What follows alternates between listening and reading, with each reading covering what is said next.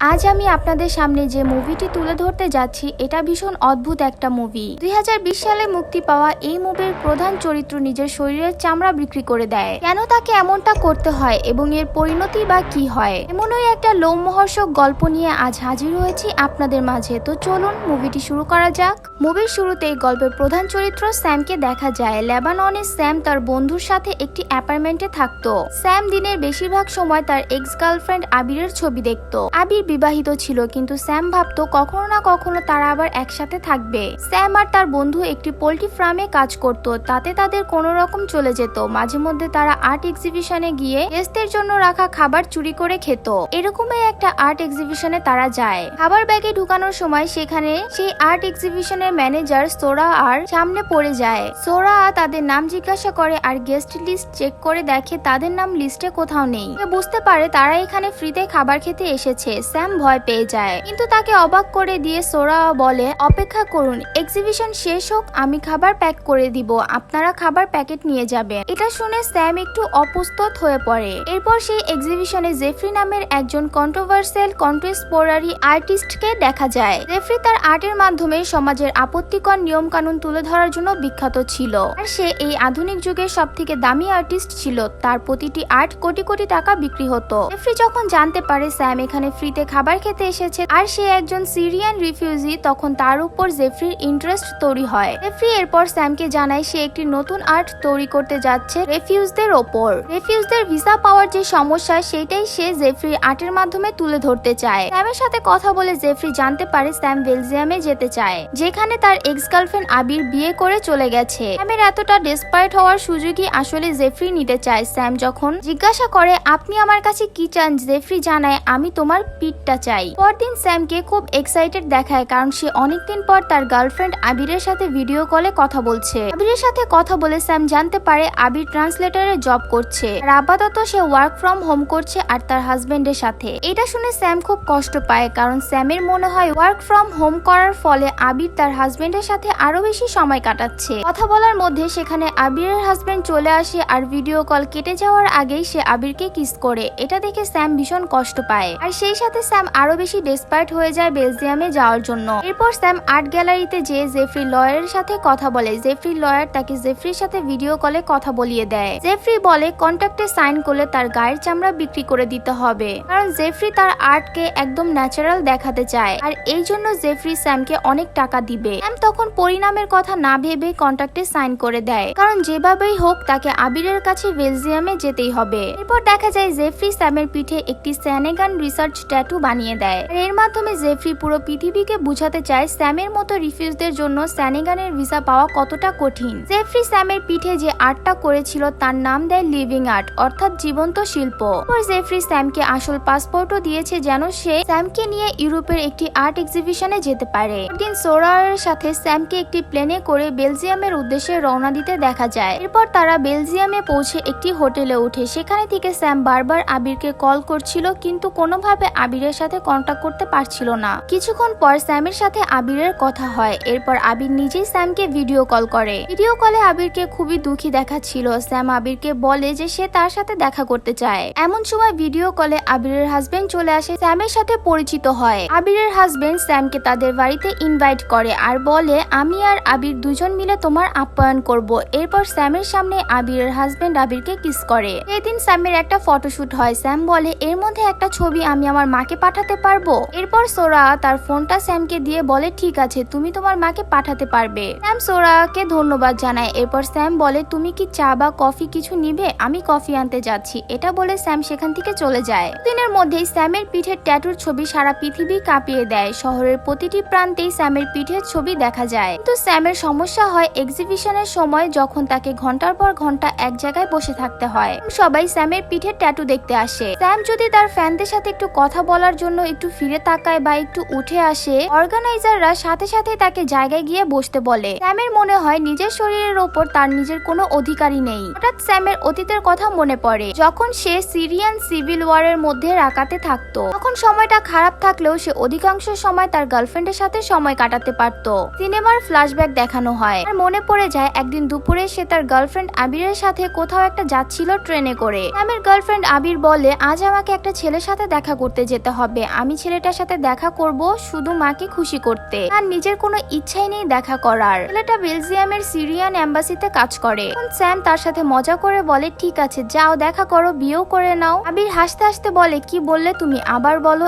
কথা শুনে স্যাম উঠে দাঁড়িয়ে চেঁচিয়ে বলে আমার বন্ধুরা আমার পরিবর্তন চায়, স্বাধীনতা চায়। কথা শুনে একজন বয়স্ক লোক গান গাইতে আর ভিডিও করতে শুরু করে। এরপর সে বলে আমি একজন গায়ক, কিছু মনে করো না, আমি তোমার এই মুহূর্তটা অবিস্মরণীয় করে রাখতে চাই। এরপর বাসের বাকি সবাই আবিরকে ঘিরে নাচতে শুরু করে। পরবর্তী দৃশ্যে দেখা যায় স্যামের বাড়িতে পুলিশ আসে আর স্যামকে গ্রেফতার করে নেয়। আসলে তারা মনে করে স্যাম একজন বিপ্লবী, কারণ স্যাম যখন বাসে ছিল তখন সে স্বাধীনতা শব্দটি উল্লেখ করেছিল। এখানে পুলিশ স্টেশনে একজন পুলিশ স্যামের কাছে গিয়ে তাকে পালিয়ে যেতে বলে। আসলে সেই পুলিশ অফিসার স্যামের বাবাকে চেনে আর সে জানে যে স্যাম বিপ্লবী নয়, কিন্তু কোন রকমে যদি সে দোষী সাব্যস্ত হয় তাহলে কেউ তাকে ফাঁসির হাত থেকে বাঁচাতে পারবে না। এরপর সুযোগ পেয়ে স্যাম জানালা দিয়ে পালিয়ে যায়। সেখানে থেকে স্যাম আবিরের বাড়িতে যায় আর সেখানে গিয়ে জানতে পারে স্যাম বেশি দিন সিরিয়াতে থাকতে পারবে না, কারণ পুলিশ স্টেশন থেকে পালানোর জন্য সরকার তাকে টেররিস্টের ঘোষণা দিয়েছে। তখন স্যামকে বাঁচাতে আবির সেই ছেলেটাকে ডাকে যার সাথে আবিরের বিয়ের কথাবার্তা চলছিল।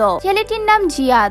সেখানে এসে আবিরকে বলে সবকিছু ঠিক আছে। আবির বলে আমার একটু সময় দাও। এরপর আবির স্যামকে ক্লাসমেট হিসাবে পরিচয় করিয়ে দেয় জিয়াদের সাথে। এরপর জিয়াদকে স্যামের সাথে ঘটে যাওয়া সব ঘটনা খুলে বলে। এরপর আবির জিয়াদকে বলে তুমি কি ওনাকে সাহায্য করতে পারবে? জিয়াদ বলে আমি কিছুই করতে পারবো না। কোনো উপায় না পেয়ে স্যাম সেখান থেকে চলে যায়। পরবর্তী দৃশ্যে স্যামের বোনকে বর্ডার ক্রস করে লেবাননের দিকে যেতে দেখা যায়। পোস্টে তাকে চেক করে দেখা যায় সে অনেক ইল্লিগাল জিনিস বা মানুষকে বেআইনি ভাবে সাথে করে নিয়ে যাচ্ছে কিনা। কিছু না পেয়ে তারা স্যামের বোনকে লেবাননে ঢুকতে দেয়। তখনই দেখা যায় স্যাম গাড়ির সিটের তলা থেকে বের হয়। আসলে স্যাম সারাটা রাস্তা সিটের তলায় লুকিয়ে এসেছে। এখন তারা নিরাপদ, কিন্তু এই নতুন দেশে স্যাম একজন রিফিউজি আর এখন তার গার্লফ্রেন্ডও তার সাথে নেই। এরপর সিন বর্তমানে দেখানো হয়। এখানে স্যামকে হোটেল রুমে শুয়ে থাকতে দেখা যায়। তখনই তার দরজায় সিরিয়ান একজন রিপ্রেজেন্টেটিভ এসে নক করে। সে স্যামকে জানায় তারা জেফরির ওপর কেস করতে চায় স্যামের শরীরের অপব্যবহার করার জন্য। এজন্য তারা স্যামের সাপোর্ট চায়। স্যাম তাকে সাহায্য করতে চায় না, তাই সে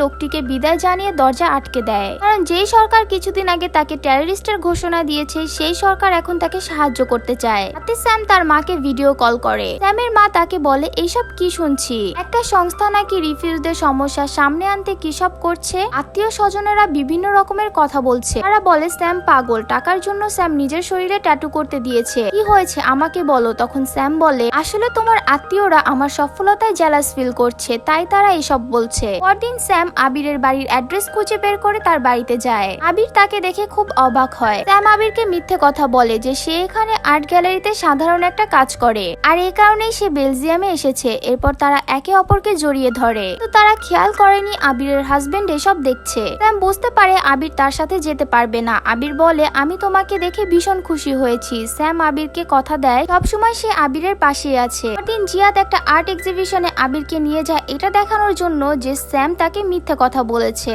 এখানে এসে আবির সবটা দেখতে পায় আর আবিরের জন্য খুব চিন্তা হয়। জিয়াদ আবিরকে নিয়ে স্যামের কাছে এসে বলে এটা তোমার জব। এরপর স্যামকে ছোট করার উদ্দেশ্যে তাকে অপমান করে, ফলে জিয়াদ আর স্যামের মধ্যে মারপিট শুরু হয়। জিয়াদ রেগে গিয়ে দেয়ালে থাকা একটি দামি আর্ট ভেঙে ফেলে। এরপর স্যামের লয়ার তখন সেখানকার সিচুয়েশন থেকে তাকে বের করে আনে। সেদিন রাতে স্যাম আবিরের সাথে দেখা করতে আসে। এরপর জিয়াদ আবিরকে কল করলে আবির বলে আমি এখনো তাকে কিছু জিজ্ঞাসা করিনি। জিয়াদ তাকে বলে তুমি স্যামের সাথে কথা বলে স্যামকে কনভিন্স করবে সে যেন আমার বিরুদ্ধে কোনো আইনি পদক্ষেপ না নেয়। স্যাম এইসব জানলে সে বলে এইসবে আমার হাত নেই। পরদিন স্যাম আর্ট গ্যালারির সকলকে জানিয়ে দেয় তারা যদি জিয়াদের ওপর আইনি মামলা করে তাহলে স্যাম গিয়ে সিরিয়ান গভর্নমেন্টের সাথে হাত মিলিয়ে জেফরির ওপর কেস করে দিবে হিউম্যান রাইটস ভায়োলেশনের জন্য। জেফরির কাছে আর কোনো অপশন না থাকায় তারা জিয়াদকে ছেড়ে দেয়। এরপর স্যাম সিদ্ধান্ত নেয় সে আর জেফরির হাতের পুতুল হয়ে থাকবে না, তাই সে পালানোর জন্য সোয়ারারকে বলে মায়ের খুব শরীর খারাপ তাই তাকে বাড়ি যেতে হবে। যদিও সোরা স্যামের এই মিথ্যে কথাটি ধরে ফেলে আর তাকে আবার এক্সিবিশনের জন্য বসিয়ে দেয়। সময় জেফরি খেয়াল করে স্যামের পিঠে একটি ব্রণ হয়েছে, এতে তার আর্টের মান কমে যাবে। এইটা ভেবে সে স্যামকে একটি হসপিটালে ট্রিটমেন্ট করায়। তাতে আবির কল করে স্যাম কেমন আছে জিজ্ঞাসা করে। স্যাম মনে মনে ভাবে সে আবিরের জীবনে থাকলে তারা কেউই খুশি হতে পারবে না, তাই স্যাম বলে সে সোরাকে ভালোবেসে ফেলেছে। আবির বলে সেই সোরা যার সাথে তুমি কাজ করো? স্যাম বলে হ্যাঁ। এরপর আবিরের বাড়ি থেকে মায়ের কল আসে। কথা বলে স্যাম বুঝতে পারে সবাই খুশি আর বোন আর বোনজামাই মিলে একটা ব্যবসা শুরু করতে যাচ্ছে স্যামের টাকায়। স্যাম রাজি হলে তার বোন তাকে বলে ধন্যবাদ ধন্যবাদ তোমার টাকা দিয়ে সাহায্য করার জন্য। ভিডিও কলে স্যাম হঠাৎ লক্ষ্য করে তার মায়ের পা দুটো কেটে বাদ দেওয়া হয়েছে। কি হয়েছে জিজ্ঞাসা করলে স্যাম জানতে পারে একটা বিস্ফোরণে তার মায়ের পায়ের উপরে দেওয়াল পড়ে গেলে তার পা কেটে বাদ দেওয়া হয়। তখন ভাবে সে কতটা স্বার্থপর, কল দিয়ে শুধু নিজের ব্যাপারেই বলে, কখনো তার মায়ের খোঁজ নেয়নি। স্যাম সিদ্ধান্ত নেয় সে তার মায়ের কাছে চলে যাবে। পরদিন একজন ধনী প্রমোটার আসে আর বলে সে স্যামের জন্য $10 বিলিয়ন মূল্য দিতে রাজি। এর 9 মাস পর স্যামকে একটি ওকেশনে দেখা যায়, এখানে স্যামকে বসিয়ে রাখা হয় আর সবাই এক একটা দাম বলছে। হঠাৎ স্যাম উঠে দাঁড়িয়ে সবাইকে অভিশাপ দেয়। ওর পকেট থেকে একটা ইয়ারফোন বের করে দেখালে সেখান থেকে সবাই পালিয়ে যায়। আর স্যাম পাগলের মতো হাসতে থাকে। বিরক্ত হয়ে গিয়েছিল কারণ সবাই তাকে একটি বস্তুর চোখে দেখতো। এই ঘটনার পর স্যামকে জেলে দেখা যায়। এখানে লয়ার আসলে স্যাম তার সাথে কথা বলতে চায় না। লয়ারের সাথে আবিরকে দেখে সে কথা বলতে রাজি হয়। আবির লয়ারের কথা স্যামকে আর স্যামের কথা লয়ারকে ট্রান্সলেট করে অফিসিয়াল ট্রান্সলেট হিসেবে। এরপর সে আবিরকে জানায় সে তার হাজবেন্ডকে বরাবরের জন্য ছেড়ে দিয়েছে, বাকিটা জীবন সে স্যামের সাথে কাটাতে চায়। পরবর্তী দৃশ্যে স্যামকে কোর্টে দেখা যায়। এখানে তার লয়ার বিলের জন্য আবেদন করে কিন্তু সবাই অবাক হয়ে যায়। তখন জজ বলে স্যামের ভিসা এক্সপায়ার হয়ে গেছে, তাই তারা তাকে 48 ঘন্টার মধ্যে সিরিয়া পাঠাতে বাধ্য। স্যাম কোর্টের বাইরে এলে রিপোর্টাররা স্যামকে জিজ্ঞাসা করে তার শরীর কত কোটি টাকার আর্ট নিয়ে সে ঘুরছে, এজন্য কি তার কোনো ভয় লাগছে। স্যাম সবাইকে জানায় এসব নিয়ে ভাবছে না, সে খুব আনন্দে আছে কারণ অবশেষে সে তার বাড়িতে ফিরবে। এর কয়েক সপ্তাহ পর সোরোয়া তার ল্যাপটপে দেখে সিরিয়ান টেররিস্ট গ্রুপ স্যামকে তার আগের দেশদ্রোহী কারণে মেরে ফেলেছে এবং তার শরীর থেকে চামড়া আলাদা করে জেফ্রির আর্ট মার্কেটে বিক্রি করে দিয়েছে। তারা সেটাকে কোনো রকমে খুঁজে পেয়ে বেলজিয়ামে নিয়ে এসেছে এবং দেখা যায় জেফ্রি দুইজন লোককে দিয়ে মৃত স্যামের চামড়া করা ট্যাটু বাঁধিয়ে রেখেছে দেওয়ালে। এরপর গল্পতে একটু টুইস্ট আসে। আমরা দেখতে পাই স্যাম একটা জায়গায় বসে কারোর সাথে কথা বলছিল। আসলে স্যাম আবিরের সাথে সুখে জীবনযাপন করছিল। এটা আসলে জেফ্রির প্ল্যান ছিল, কারণ জেফ্রি বুঝতে পেরেছিল সারা জীবনের জন্য সে স্যামকে ধরে রাখতে পারবে না। তাই এইসব ঘটনা সে সাজায় আর একটি চামড়া জোগাড় করে তার মধ্যে সেই ট্যাটুর একটি কপি বানায়। আর স্যামের দুঃখজনক মৃত্যুর খবরে ট্যাটুটা আরো দামি হয়ে যায়। সবশেষে আবির আর স্যামকে সুন্দর মুহূর্ত কাটাতে দেখা যায় আর মুভিটি এখানেই শেষ হয়। গল্পটি ভালো লাগলে অবশ্যই লাইক কমেন্ট করবেন এবং বন্ধুদের সাথে শেয়ার করবেন। আর যারা এখন আমাদের চ্যানেলটি সাবস্ক্রাইব করেনি তারা অবশ্যই সাবস্ক্রাইব করবেন। Thanks for watching.